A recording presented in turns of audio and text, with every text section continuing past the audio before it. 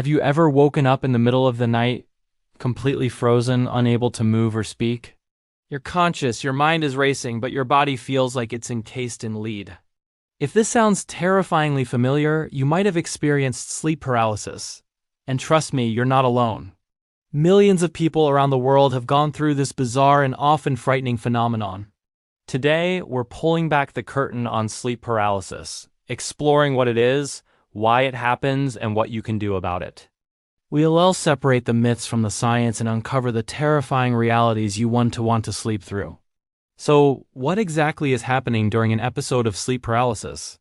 In simple terms, it's a disconnect between your brain and your body. It occurs during the transition between sleep and wakefulness.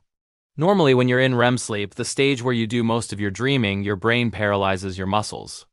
This is a protective mechanism called atonia, and it's a good thing. It stops you from acting out your dreams. Imagine dreaming you're flying and then jumping off your bed in real life. Not ideal, right? Sleep paralysis happens when you regain consciousness before your brain has lifted that paralysis.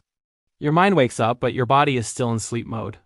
This creates a state of temporary, locked-in awareness that can last from a few seconds to several minutes. Now let's talk about the really scary part, the hallucinations. For many people, sleep paralysis isn't just about being unable to move. It's often accompanied by vivid and terrifying hallucinations. These aren't just dreams. They feel incredibly real because you are technically awake. These hallucinations typically fall into three categories.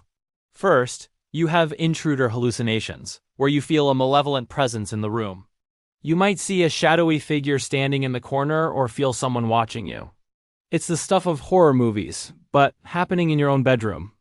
The second type is the incubus or chest pressure hallucination. This is the sensation of something or someone pressing down on your chest, making it difficult to breathe. People often describe a feeling of being crushed or suffocated, which, combined with the paralysis, creates an overwhelming sense of panic and helplessness. This is where many historical tales of demons or evil spirits sitting on people's chests originated. It's not a supernatural attack. It's your brain playing tricks on you during this mixed state of consciousness. The third category is vestibular motor hallucinations. These are out-of-body experiences. You might feel like you're floating, flying, or levitating above your bed.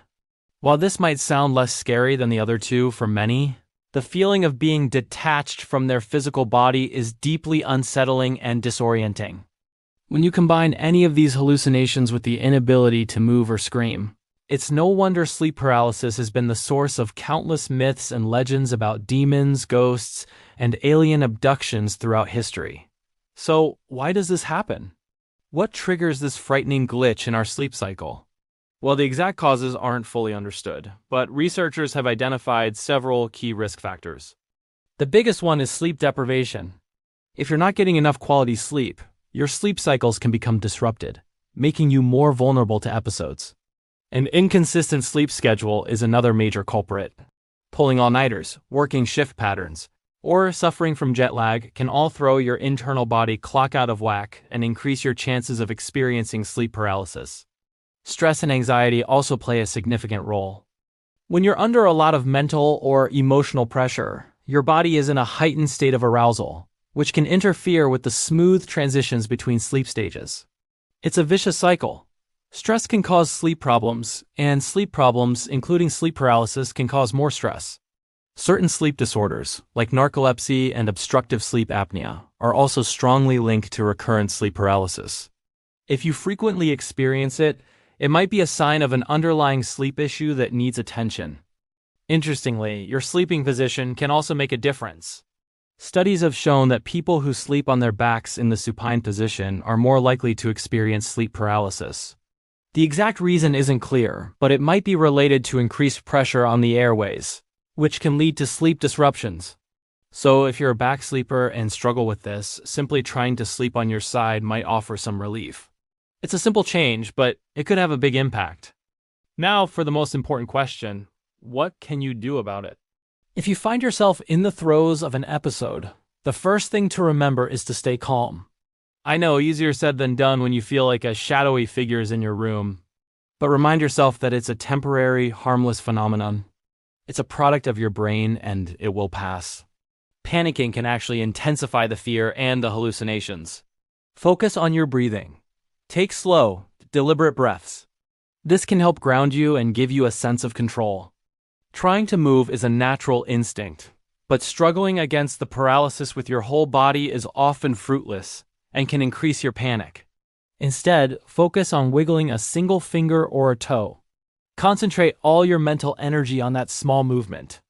Sometimes, successfully moving a small part of your body can be enough to break the spell and wake your entire body up.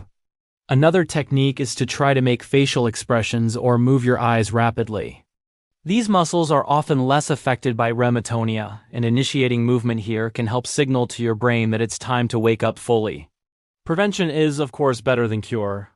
The best way to reduce the frequency of sleep paralysis is to practice good sleep hygiene. What does that mean? It means creating a routine that promotes healthy, consistent sleep. Go to bed and wake up around the same time every day, even on weekends. This helps regulate your body's internal clock. Make sure your bedroom is a sanctuary for sleep, dark, quiet, and cool. Avoid caffeine, alcohol, and heavy meals close to bedtime, as they can all disrupt your sleep architecture. Managing stress is also crucial. Incorporate relaxation techniques into your daily routine. This could be anything from meditation and deep breathing exercises to yoga, journaling, or spending time in nature. If you're struggling with high levels of anxiety or think you might have an underlying sleep disorder, please don't hesitate to talk to a doctor or a mental health professional. They can provide a proper diagnosis and guide you toward effective treatments, which might include therapy or other medical interventions. Remember, there's no shame in seeking help. Your mental and physical health are interconnected, and good sleep is a cornerstone of both. Sleep paralysis is a fascinating and, yes, terrifying intersection of consciousness and sleep. It shows us just how complex the human brain is. While it has been shrouded in myth and fear for centuries, modern science gives us a clear explanation and, more importantly, a path forward. It's not a demon, a ghost, or an alien, it's a temporary neurological glitch. By understanding what it is and taking proactive steps to improve your sleep and manage stress, you can significantly reduce its impact on your life.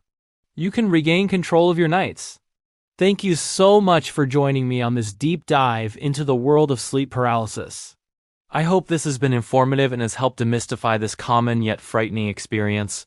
If you've ever experienced it, I'd love to hear about it in the comments below. Sharing our stories can help others feel less alone. If you found this video helpful, please give it a thumbs up and consider subscribing to the channel for more explorations into the mysteries of the mind and body. Stay curious, sleep well, and I'll see you in the next video.